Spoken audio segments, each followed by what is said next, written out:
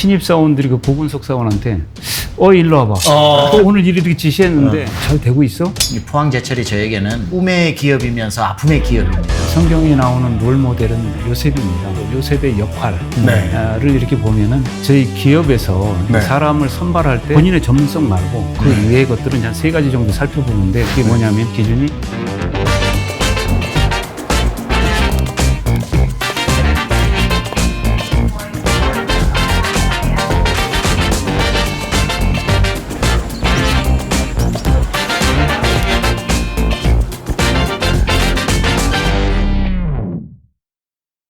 스토리월십 시즌2에 오신 여러분 주님의 이름으로 환영합니다. 최병락 목사와 고명환 집사님의 최고가 진행하는 최고수다.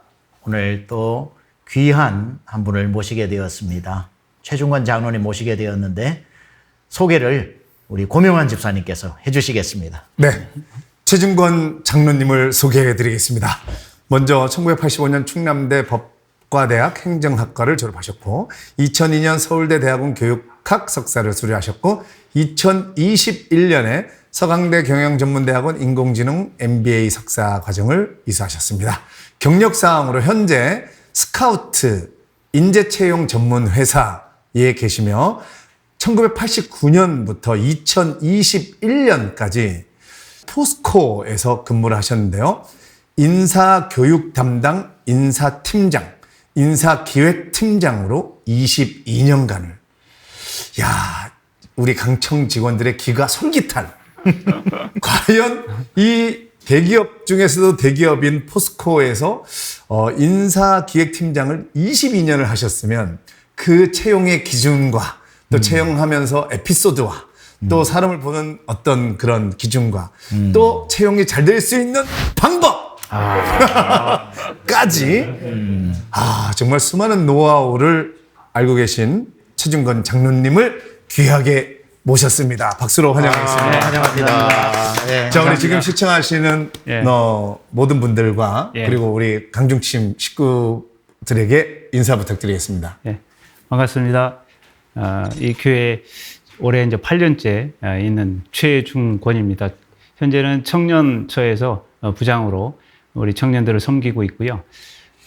제가 포스코 그룹에서 방금 소개해드린 것처럼 32년간 인사하고 인재 육성 업무를 주로 해왔고요. 나이 60이 되면서 현재 인재채용 전문회사인 스카우트에 전무로 이렇게 재취업돼서 지금 하고 있는 일은 주로 이제 대기업에서 퇴직하는 임원들이나 직원들 대상으로 해서 그들의 어떤 세컨드 커리어를 이렇게 상담해주고 안내해주는 그런 일을 이렇게 그런 조직을 맡아서 이렇게 운영을 하고 있습니다. 32년간 몸담으신 포스코 하면 우리가 알긴 압니다만은 조금만 더 설명 좀 해주십시오. 이제 간단히 말하면요, 철을 만드는 회사인데요. 그렇게 하면 조금 추상적이잖아요. 그러면 이제 철의 중간 소재를 만드는 회사입니다. 일례를 들면 그 자동차가 있다면은 그 자동차 외판재 있지 않습니까? 그것을 생산하는 그런 회사인데 그것이 한 저희 회사의 40% 50% 정도의 생산량을 차지할 정도로 지금은 아주 중요한 제품이 됐습니다. 이제 그것은 이제 하나의 종류이고 또 한 10가지, 11가지 종류의 그 철강 제품들을 이렇게 중간 소재들을 포항하고 광양 공장에서 이렇게 생산을 하고 있고요. 직원은 직영 인원이 한 15,000명, 또 관련 업체 인원들이 한 15,000명에서 한 3만여 명 정도가 근무하고 있는 그런 회사입니다.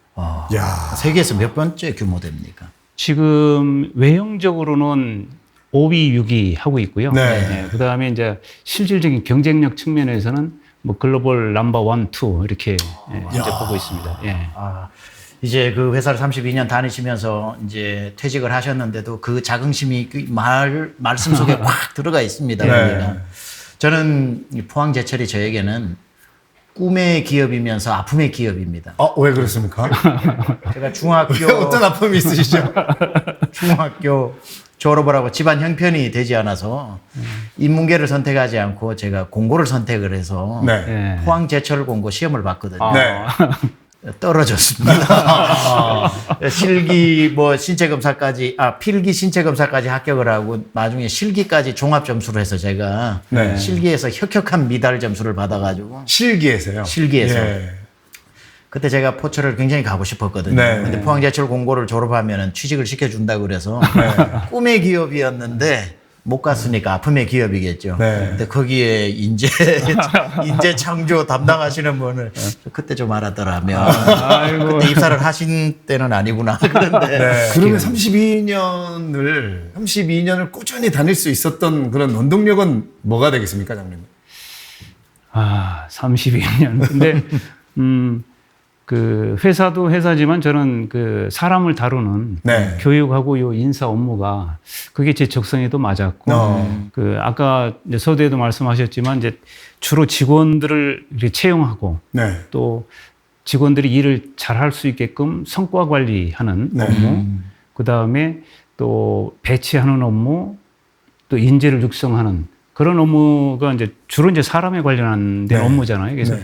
그런 업무들을 이렇게 하다 보면은 상당히 이제 개인들이 가지고 있는 그런 고민거리들 네. 이런 부분들을 이렇게 해소하는 네. 그런 도구로 네. 상당히 좀 유용하게 쓰였던 것 같아요. 제 네. 생각에는. 예.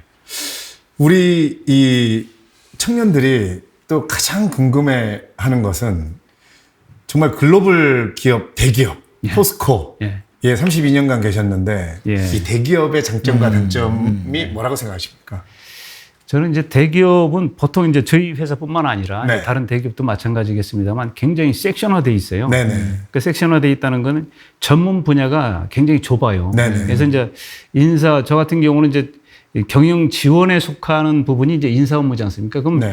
그 한 10가지, 15가지 분야 중에서 이 한 가지 업무만 네. 하게 되는 거거든요. 네. 그래서 그게 이제 장점이자 단점. 그래서 이제 한 가지 분야를 깊이 있게 이렇게 다룰 수 있는 그런 네. 장점은 있지만 나머지를 경험 못하는 그런 단점이 네. 있거든요. 그런데 규모가 작은 회사에 가게 되면은 깊이는 좀 없어도 다양하게 자기가 이제 경험할 수 있는 그런 장점이 있고요. 그래서 제가 보기에 이제 우리 청년들이 이제 대기업을 주로 이렇게 생각을 하시는데 네. 제가 보기에는 이제 중견 중소기업도 나름대로 이렇게 근무할 때 장점이 있거든요. 그리고 네. 제가 지금 속해 있는 기업이 스카우트가 어떻게 보면 그 중견 기업 정도 이렇게 네. 하는 그런 기업인데 보면은 상당히 이게 업무의 스코프가 넓어서 네. 그 하는 일도 그렇고 사람들도 그렇게 다양하게 이렇게 만날 수 있는 그래서 그런 부분이 장점이자 단점이 네. 아닐까 뭐 그렇게 생각을 합니다. 왠지 이 포스코에 32년 다니셨다 그러면 지금 이제 한쪽 분야밖에 섹션이 나눠져서 모른다. 네. 물론 그래서 얘기를 듣고 보니까 인사 담당만 하셨다고 하셨으니까 어떨지 여쭤보겠습니다. 남들이 봤을 때 나 포스코 32년 다녔어. 이러면 왠지 막 철도 잘 다룰 것 같고 집에서 어떤 뭐 철사 같은 거 아내분이 해달라 그러면 또 해갖고 하실 것 같은데 과연 철을 잘 다루시나요? 전혀 아닙니다. 32년이면 무슨 일이 없었겠습니까만은 네. 좀 인사 프로젝트라든지 아니면 인사과에 계시는 동안 기억에 남는 뭐 어떤 에피소드나 프로젝트 같은 거 있으시면 좀 듣고 싶네요. 예. 그 지금도 이제 제일 기억에 남는 게 이제 두 가지가 있는데요. 하나는 그 이제 인사 업무를 하는데 이제 조직 문화를 이게 바꾸는 일을 합니다. 근데 이제 최근에 보면 MZ 세대들이 이제 기업에 많이 입사를 하잖아요. 그러면 이게 또 고군속 직원들이 있습니다. 근데 그 나이 차이를 보면은 집안에서의 아버지하고 아들 꼴되는 그런 사람들이 이제 현장에 이렇게 일하게 되는 거거든요. 근데 이제 그 사람들이 이제 뭐라고 하냐면은 아들하고 아버지 대화는 하루 일과 중에 딱 세 마디다. 일어났나? 밥 먹었나? 잘 잤나? 뭐 이렇게 딱 세 마디 한다고 그러잖아요. 근데 그런 상황이 이제 현장에서 재현이 되는 거예요. 그러니 이 소통이 그렇겠네요. 진짜 안 되잖아요. 그래서 저희가 이런 문화를 어떻게 바꿀까 고민을 하다가 보통은 저희가 고군속자만 데려다 교육을 하고 그다음에 저군속자 데려다 이렇게 교육하고 이렇게 따로 나눠서 하는데 그때는 한번 합쳐서 교육을 시켜봤어요. 같이. 같이. 그러니까 같이 합쳐서 어떤 내용으로 시켰냐면은 현장에서 실제 일어나는 갈등 상황을 역할을 바꿔서 한번 재현을 시켜본 거예요. 이야, 기발하네. 그러니까 신입사원은 관리자가 되고 네. 관리자는 이제 신입사원이 돼서 역할을 바꿔서 이제 시켜봤더니 신입사원들이 그 고근석 사원한테 일로 와봐. 그 오늘 이렇게 지시했는데 그거 어떻게 잘 되고 있어? 그게 뭐야? 네. 잘하란 말이야. 막 이러면서 네. 막 호통치게 했거든요. 네. 또 관리자들은 아무 적용하기 진짜 상황을 재현해야 되니까 네네. 예. 또 이런 이유 때문에 지금 제대로 못 됐습니다. 이러면서 이제 그런 상황을 막 이제 둘이 이제 연기를 하는 거예요. 네. 이렇게 마치고 나서 이렇게 보니까 그 신입사원들은 이런 프로그램을 계속 했으면 좋겠다는 거예요. 속이 다 뻥 뚫린 거예요. 그다음에 이 관리자들은 네. 이 프로그램을 왜 하냐. 너무 스트레스를 받는다는 거예요. 그래서 그래서 이제 그때 그 프로그램을 통해서 서로 입장을 바꿔서 역지사지잖아요. 그러니까 그것들을 이렇게 각인시키는 좋은 기회가 됐고 이제 그런 프로그램을 기획했던 게 상당히 인생에 너무 잘하셨네요. 다 상대방의 슈즈를 신어봐야 된다 이런 말이지 않습니까? 맞습니다. 아니 에피소드 얘기가 나와서 또 여쭤보고 싶은 게 32년을 인사 담당을 하셨으면 이제 인터뷰도 많이 하고 하잖아요. 그러면 우리 개그맨들도 개그맨 시험 볼 때 좀 진지하게 개그를 짜와서 보이는 친구가 있는가 하면 어떻게든 튀어보려고 이상한 짓을 하는 친구들이 많아요. 그런 경험이 있으실 것 같아요, 당연히. 그렇죠. 근데 그런 친구들이 어떤 친구들이 있었고 그분들의 합격률은 어떤지가 너무 궁금합니다. 근데 이제 보통 이제 저희 기업에서 이제 사람을 선발할 때 한 3가지 정도 이렇게 그러니까 본인의 전문성 말고 그 이외의 것들은 한 3가지 정도 살펴보는데 그게 뭐냐면 기준이 이 사람이 소극적인지 적극적인지, 그다음에 이 사람이 부정적인지 긍정적인지, 그다음에 이 사람이 뒷담화를 하는 사람인지. 그래서 그 소극적이고 부정적이고 뒷담화하는 사람은 철저하게 이렇게 가려냅니다. 그래서 이제 예를 들어서 그런 걸 가려내는 방법 중에 하나가 이제 사전에 이렇게 사람들을 모아놓잖아요. 그럼 거기에 그 지원자 같은 신입사원이 슬쩍 가서 이제 같이 있습니다. 거기에. 그러면은 이제 그러면서 이제 행동을 한번 보는 거예요.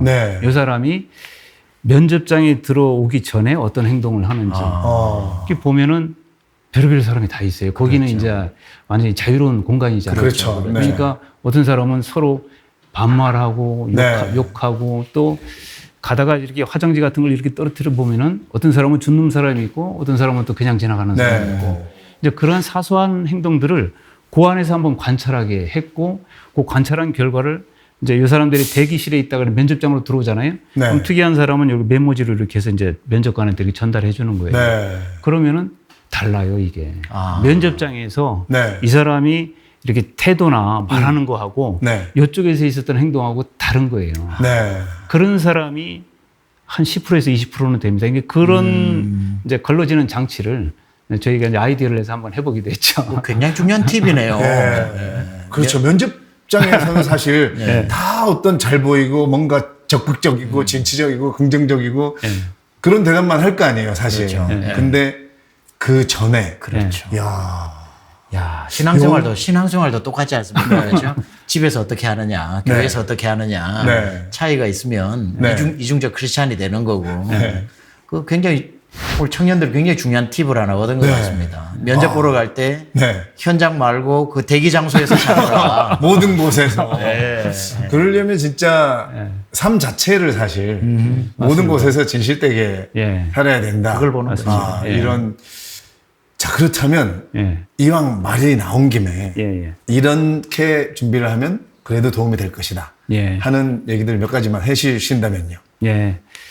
그 첫째는 제가 보기에는 이력서하고 이제 자기소개서를 이제 작성을 하는데 그게 이제 회사에 내가 왜 필요한 사람인지가 그 이력서하고 자기소개서에 반드시 녹아 있어야 돼요. 내가 왜 필요한 사람인가 이 회사에. 근데 예를 들어서 스펙이 좋은 사람들도 내가 이제 어느 대학교, 어느 학과를 나왔다, 또 학교에서 전공은 뭐를 했다, 나는 뭐 이제 가정 환경에서 이렇게 자라났고 이런 경험을 했다, 막연하게 이렇게 나열식으로 쭉 그러니까 자기의 사건을 그 히스토리 이렇게 엮듯이 시간 순으로 적는 사람들이 상당히 많거든요. 네.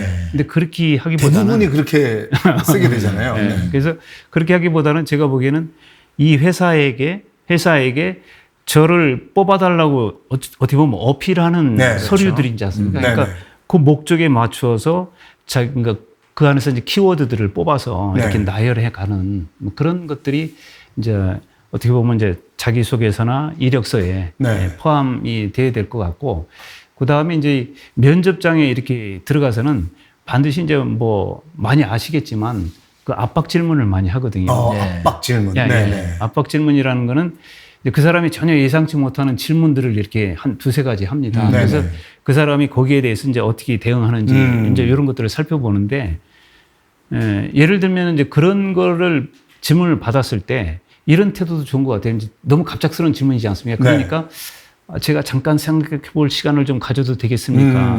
라고 질문을 하고 네. 한 1분 정도 이렇게 짧은 텀을 가지고 자기가 이렇게 생각을 한 다음에 네. 답변을 하는 게 그래도 뭔가는 좀 신중해 보이는 네. 그런 장면이거든요. 그래서 어떤 친구는 그런 압박 질문을 던지면은 바로 대답을 해요.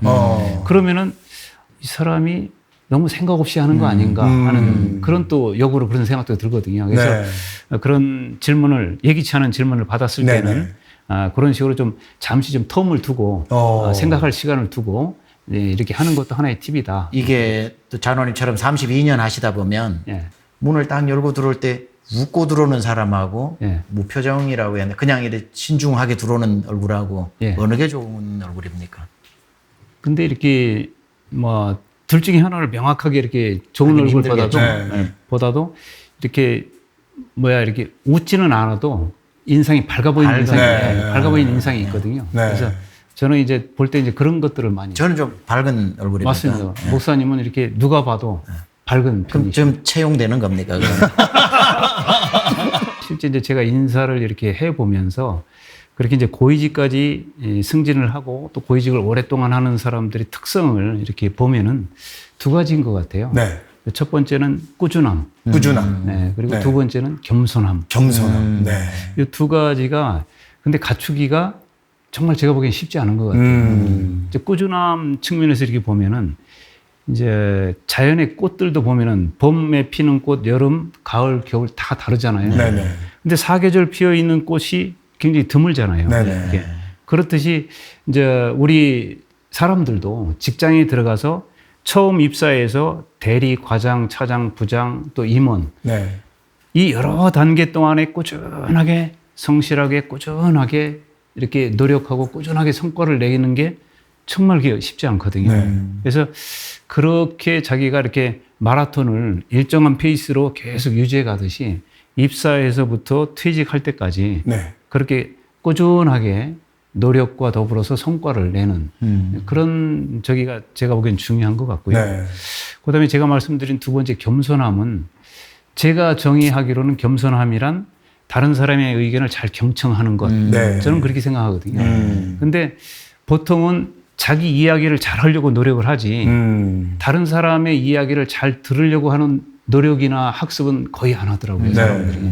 근데 어디에 가서 의사소통 잘한다라고 이렇게 평판이 있는 사람들을 실제 가서 이렇게 보면은 다른 사람의 말을 잘 들어주는 사람, 네. 잘 경청하는 사람, 네. 그런 사람들이 대부분 보통은 이제 인정받더라고요. 네. 그래서 그렇게 다른 사람의 의견을 잘 들어주다 보면은 어떤 좋은 점이 있냐면은 평판이 좋아져요. 네. 그리고 다른 사리들이 막 찾고 자기를. 네. 네. 그래서 그런 의미에서 이제 겸손함이 두 번째로 하나의 중요한 특성이다. 저는 네. 그렇게 이야기를 하고 싶습니다. 32년간 다녀보시면서 그런 어떤 이 흔히 얘기하는 워라벨의 어떤 밸런스는 어땠습니까? 근데 저 같은 경우는 뭐 그렇게 크게 그 신경 안 썼던 것 같아요. 네. 워라벨에 대해서는. 근데 이제 네. 최근에 기업들에서 이제 MZ 세대가 많이 들어오다 보니까 네네. 그 워라벨에 대해서 이제 하나의 중요한 정책으로 네. 세워서 하여튼 가능하면 퇴근 시간은 좀 일찍 하는, 퇴근 네. 일찍 시키는 그런 문화가 대기업들은 이제 어느 정도 이게 정착이 됐거든요. 네네. 근데 이제 제가 보기에 그러니까 워라벨은 그러니까 어떤 회사가 주는 그런 환경도 중요하지만 네네. 본인이 충분히 만들어 갈 수 있는 그런 부분이거든요. 네. 무슨 얘기냐면은 좀 이렇게 고참이 있었고 네. 또 하나는 좀 중간 정도 그 근속자가 있었는데 이 고참 직원 같은 경우는 아침 7시에 출근을 해서 네. 저녁 7시에 퇴근을 해요. 그러니까 다른 사람보다 한 2시간 빨리 출근을 하고 네네. 1시간 늦게 퇴근을 하잖아요. 네. 어떻게 보면 굉장히 부지런하잖아요. 네네. 그리고 회사에 대한 로얄티도 있고. 네. 근데 실적이 별로 없는 거예요. 성과가. 네. 근데 이제 또 한 직원은 어떠냐 하면은 9시 정각에 거의 미끄러지다시피 출근을 해요. 네. 정확하게. 네. 그럼 6시 땡 되면 바로 나가요. 이게 네. 6시, 그러니까 시계를 보는 건지 하여튼 제가 보니까 6시 땡 치면 바로 나가요. 이렇게. 네. 근데 제가 그 두 직원 중에서 제가 그 직원을 더 신뢰했던 이유는 그 근무 시간 중에 그렇게 열심히 일을 해요. 화장실 갈 시간도 없이. 그러니까 이 친구는 어떤 지시를 하면은 또 오다를 주면은 거의 하루 안에 이렇게 소화를 시켜서 네. 아웃풋을 쭉쭉 내더라고요. 그래서 제가 보기에 워라벨은 자신이 그 일을 할 수 있는 전문가 수준으로까지 네. 자기를 이렇게 성장시키면은 네. 그 워라벨은 자기가 만들어갈 수 있다 네. 충분히. 그래서 정시에 출근을 하고 정시에 퇴근을 해도 상사들이 저 사람 정말 일 잘해 이런 분위기를 본인이 충분히 만들어갈 수 있는 문제다 저는. 저는 제가 갑자기 생긴 질문이 있는데 그러면 이제 흔히들 크리스찬들이 기업에 들어갔을 때에 회식에 가서 네. 이렇게 이제 회식 자리를 빛내줘야 되고 네. 네. 회식 자리 빠지면 안 되고 거기서 두각을 드러내야 되고 네. 이런 것에 대한 부담들이 있단 말이죠. 예, 근데 예. 요즘은 이제 그런 것들이 좀 많이 워라벨이 진짜 강조되면서 예, 예. 보장도 해주고 해서 그런데 실제적으로 근무 시간에 성실히를 하고 난 뒤에 이제 회식을 가게 됐을 때 이렇게 저렇게 빠지게 되고 뭐 이렇게 가서 거기 두각을 못 드러내고 이러면 승진에 차질이 있는가요? 제가 보기에는 관련성이 별로 없습니다. 별로 없다. 네, 별로 중요한 없다고. 포인트인 것 같아요. 네, 네. 청년들이 알아야 돼. 별로 없다고 생각하는 게 저도 입사할 때 제가 그 이제 교수를 이제 하려고 했던 거는 거기는 이제 술 안 먹어도 되고 제가 못한 게 고스톱입니다. 그때 당시만 해도 고스톱이 아주 대유행했거든요. 그렇죠. 근데 제가 그 아주 핵심적인 스킬, 직장 생활의 스킬 두 가지가 결핍된 그렇죠. 인간관계로 뭔가 맺어지고 잘 보여야 되는 그런 데서 스킬 두 가지를 못 하셔서. 제가 보기에는 본질은 일을 통해서 성과를 내는 이게 본질이고 제가 보기에 그 회식하거나 어울리는 거 이거는 현상인 것 같아요. 네. 네. 그래서 본질을 잘하는 게 중요하잖아요. 본질. 네. 예. 그래서 제가 이렇게 저 스스로도 그런 건 진짜 못해요. 다른 사람하고 적극적으로 어울린다든지 아니면은 또 뭐 같이 이렇게 술을 마신다든지 또 모여서 고스톱을 친다든지 이런 거는 진짜 제가 뭐 젬병입니다. 네. 근데 이제 제가 주로 노력했던 거는 일을 잘 하려고 이제 노력했던 그런 부분인데 결국은 직장 안에서 보면은 가장 그 문제가 트러블이 생기는 거는 개인의 일이든 여러 사람이 함께 해야 되는 일이든 그 일이 제대로 안 돼서 문제가 생기는 거지. 그렇죠. 그 일을 잘 하게 되면은 나머지는 가볍게 생각하거든요. 그걸 중요하게 생각하고 상사들도. 저도 이제 밑에 직원도 해보고 또 이렇게 일을 이렇게 리딩하는 역할도 해봤는데 동일한 생각이더라고요. 제가 밑에 있을 때나 위에 있을 때나 중요한 거는 그래서 일을 아주 열심히 성과를 잘 내는 사람이 회식 자리에 오늘 이렇게 가정일이 이렇게 있어서 바빠서 못 간다 그러면은 무조건 오케이인 거예요. 안 와도 돼. 그렇죠. 이런 식으로. 그래서 제가 보기에 크리스찬들이 집중해야 될 거는 아까 말씀드렸지만 그 조직에서 요구하는 성과 그것을 어떻게 하면 잘 낼 수 있을지 또 그러한 역량을 어떻게 키워갈지 거기에 집중하면은 나머지는 부차적인 거다, 부수적인 거다 뭐 이렇게 잘 알겠습니다. 장로님이 이제 우리 청년들도 직장 생활을 하면서 신앙을 가진 청년들이 직장 생활에서 남들보다 뒤처져서는 안 되고 또 앞서가면서 승진도 해야 되고 시간이 가면 거기에 맞는 포지션도 가져야 되기 때문에 누구보다 직장 생활 열심히 할 텐데 믿음이 없다면 또 모르겠는데 믿음 생활하는 사람에게는 또 신앙 생활도 포기할 수 없고 이 두 가지를 다 두 토끼를 잡으려고 하는 힘든 부침이 있을 텐데 장로님 32년 동안 대기업에서 임원 자리까지 가려면 누구보다 성실하고 열심히 겸손히 하셨을 텐데 신앙적인 부분에 있어서 어떤 부분이 좀 힘드시던가요? 처음에 이제 술하고 이제 고스톱 때문에 제가 고전을 했고, 그다음에 이제 좀 중간 정도 레벨에 있었을 때 좀 힘들었던 부분은 일이 이렇게 한꺼번에 확 이렇게 몰릴 때가 있어요. 그런 기간이, 특정 기간이. 예를 들어서 인사 업무를 할 때 채용이다 그러면은 그 채용 시즌 한 2, 3개월 동안은 주말 없이 계속 이렇게 출근을 해야 되거든요. 그런데 다른 사람들 다 출근하는데 일요일 날 예배는 가야 되잖아요.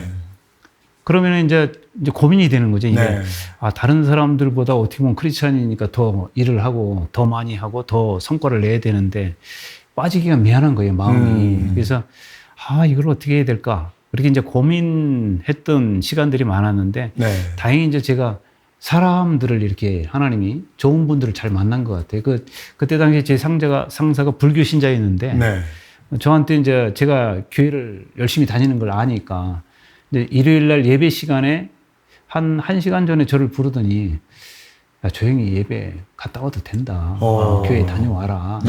그런 이야기를 이렇게 해줘서 이제 조용히 갔다 와서 그 시간만큼 더 일한 그런 적이 있는데 하여튼 뭐라고 그럴까요? 그러니까 세상은 그런 것 같아요. 기브 앤 테이크라는 생각들이 하나의 기준이잖아요. 근데 사람들은 보통 이제 테이크를 먼저 하려고 그러니까 이게 잘 안 되는데 항상 자기 자신이 먼저 이렇게 기부를 해놓으면은 내가 필요할 때 테이크는 반드시 되는 것 같아요. 순서를 먼저 내가 기부하고 테이크하고 하는. 그래서 평상시에 성과도 못 내고 불성실했다면은 그렇죠. 이제 아마 주변 사람들이나 상사가 그렇게 생각했을 거예요. 야, 뭐 이렇게 바쁜데 꼭 가야 되나? 같이 일하는 게 더 나은 거지. 아마 그렇게 생각했을 수도 있었을 것 같아요. 맞아.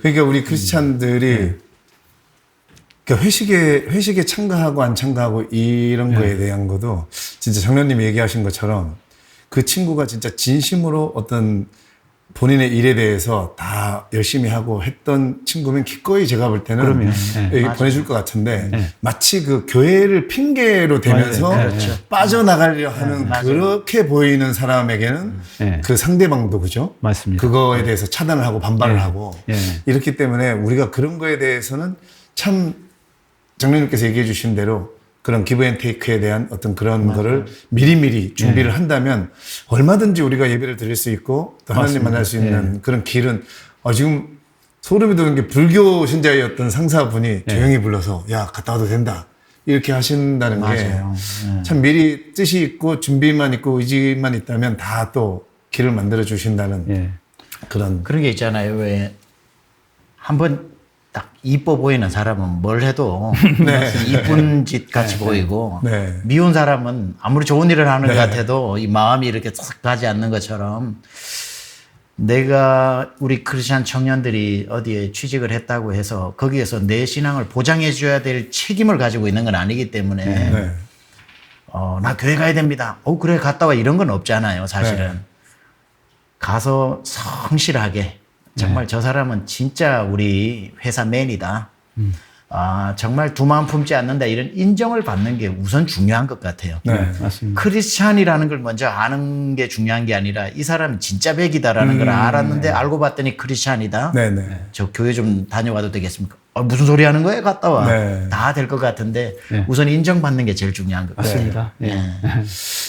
우리가 드라마나 이런 데 보면 그 오너의 자제들이 주로 배치되는 그 역할들이 보면 경영기획실장 아니면 인사팀장 이쪽이거든요. 항상 그렇잖아요. 실제로 그러면 이거는 정말 약간 조크이기도 하지만 실질적인 질문입니다. 이 인사 담당 이쪽이 아무래도 회사의 구조 내 조직 내에서는 소위 말하는 파워가 있는 편입니까? 실제 우리가 드라마에서 그렇게 그려지는 것처럼? 그렇죠. 파워가 있는데 그게 뭐냐면은 이제 이 인사에 보면은 이제 경영자하고 같이 일을 하는 게 이제 이 인사 쪽입니다. 그러니까 사람을 선발하고 또 승진시키기 위해서 늘 이렇게 경영진하고 이렇게 커뮤니케이션을 하거든요. 그래서 어떻게 보면 이제 커뮤니케이션도 상당히 중요한 능력 중에 하나인데 그런 그 커뮤니케이션을 통해서 사람을 배치를 하고 승진을 시키기 때문에 어떻게 보면은 저 파워가 있죠. 네. 그래서 이제 그 파워가 이제 여기 이제 사무, 스텝, 경영 지원 쪽에서는 이제 인사 또 재무 요 두 쪽이 이제 그런 전통적인 의미에서의 파워 또 네. 권위 뭐 이런 것들은 상당히 있다고 이렇게 네. 보여집니다. 이제 아니, 저는 또 제가 모든 출연자분들께 항상 다음을 기약하는 약속을 받아내곤 했는데요. 우리 강청 친구들이 이 장로님께서 압박 질문도 해주시고 막 여러 가지 그동안 했던 어떤 그런 것들을 한번 해주시면 그거 한번 1분, 2분 장로님과 대화를 주고받아만 봐도 굉장한 내공이 쌓일 거다라는 생각이 드네요. 네. 강청이 찾아오면 장로님 무조건 해주실 수 있죠. 예, 그래야죠. 예. 스토리 월십이 이런 게 이제 우리 고명한 집사님이 이런 일을 아주 잘 해주셔서. 네.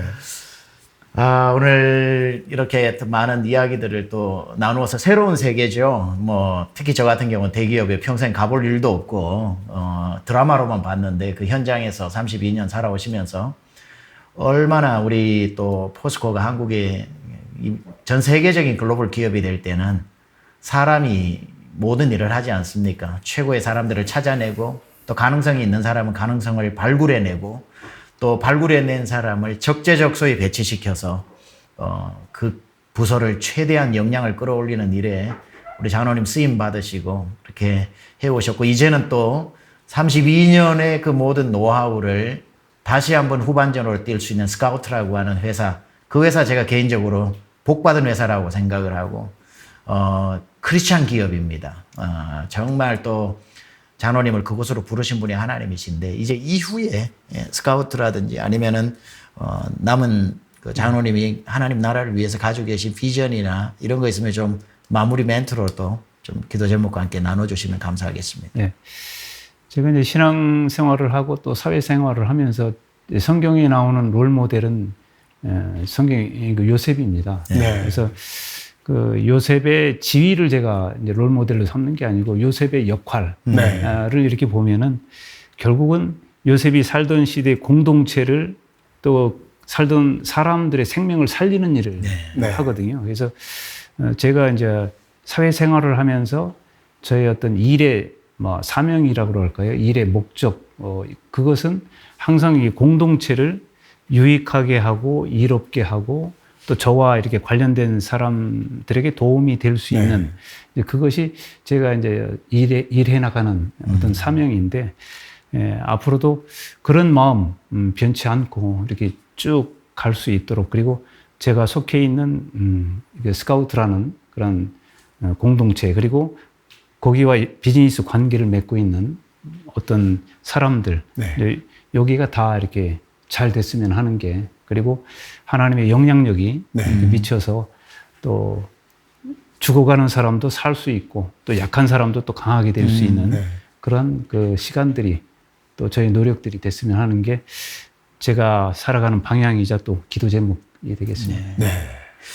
어떤 70대신 분이 이제 뉴욕에서 성공한 기업가신데 70대고 은퇴를 하려고 하니까 하나님 그러시더래요. 야, 70이 너는 70년을 쓰임 받았다고 생각하지 마라. 70년 동안 준비해 왔는데 네가 싹 그렇게 은퇴해 버리냐 아깝게 그러셔가지고 다시 하나님 앞에 정신 차리고 뛰기 시작했다고 그러더라고요.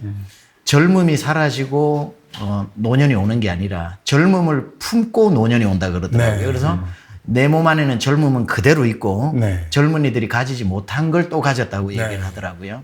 굉장히 중요한 포인트라고 생각을 하고 우리 장로님 안에는 포스코도 있고 스카웃도 있고 또 이제 우리 교회도 있고 많은 것들이 지금 이제 안에 들어가 있으시기 때문에 스카웃 회사에서도 지금까지 포스코의 32년 노하우를 유감없이 발휘하셔서 하나님의 멋진 선교적 기업을 이루어 주시고 또 우리 청년들도 많이 좀 스카웃 해서 그 가능성들을 스카웃 회사에 스카웃 하라는 게 아니고 그 아이들이 우리 앞으로 하나님 나라 크게 될 수 있도록 좋은 조언들을 멘토가 좀 되어주시면 또 감사하겠습니다.